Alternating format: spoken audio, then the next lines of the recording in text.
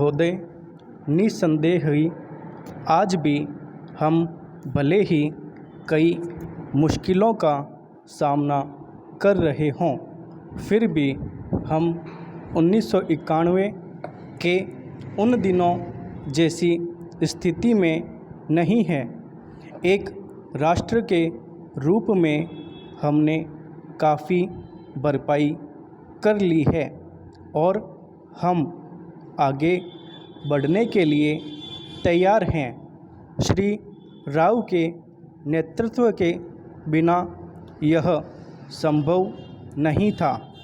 अब यह अटकल लगाना व्यर्थ और मूर्खतापूर्ण भी है कि कोई और नेता होता तो क्या कुछ ज़्यादा और बेहतर किया जा सकता था या नहीं।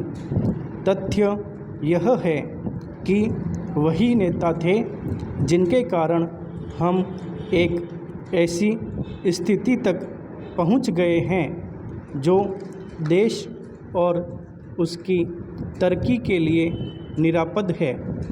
हम जिस अवधि से गुजरे हैं वह बहुत मुश्किल और हलचलपूर्ण थी।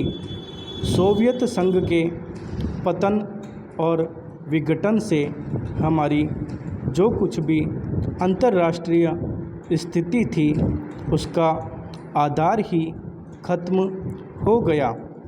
ऐसा लगता है कि हमारे देश में कुछ लोग इस घटना का पूरा मतलब नहीं समझ पाए हैं।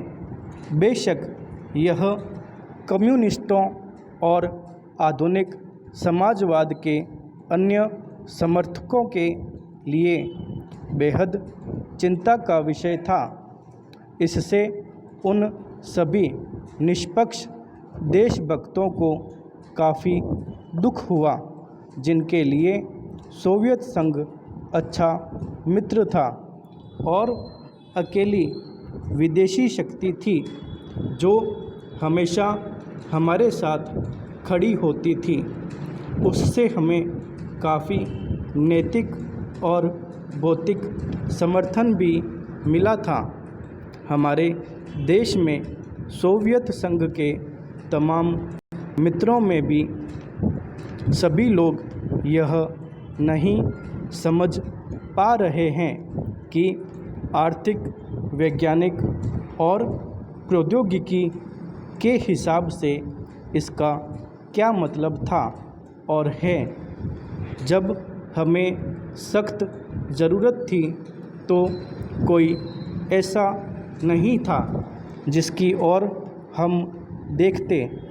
घबराने और अपने देश को दिवालिया राष्ट्र घोषित करने के बजाय प्रधानमंत्री ने मुश्किलों का डटकर मुकाबला किया।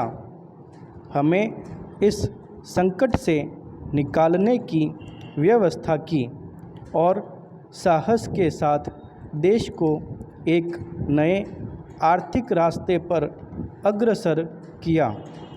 कांग्रेस ने अपने चुनाव घोषणा पत्र में इसकी मोटी रूपरेखा न बना ली होती तो बेशक यह संभव न हो पाता। इस घोषणा पत्र के मुख्य निर्माता स्वयं राजीव गांधी थे और इसे तैयार करने में श्री राव उनके मुख्य सहायक थे। देश को संकट से उबारने और नए आर्थिक रास्ते पर ले जाने में बेशक मनमोहन सिंह की देशभक्ति, विद्वता और ख्याति महत्वपूर्ण कारण थे। नई आर्थिक नीति जनता के हित में नहीं है। इस काल्पनिक तथ्य को लेकर काफ़ी हंगामा मचाया जा रहा है।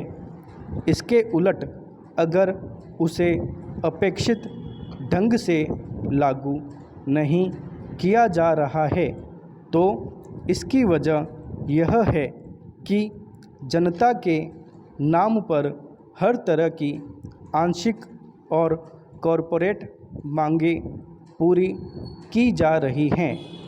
प्रधानमंत्री ने 2 महत्वपूर्ण तरीक़ों से नई आर्थिक नीतियां बनाने में अपना योगदान दिया है। सबसे पहले तो उन्होंने नई नीति लागू करने के लिए मध्यम मार्ग अपनाने पर जोर दिया। नए आर्थिक कार्यक्रम को लागू करने में उन्होंने जो दूसरा महत्वपूर्ण योगदान किया है वह है इसके पक्ष में राष्ट्रीय सहमति बनाना।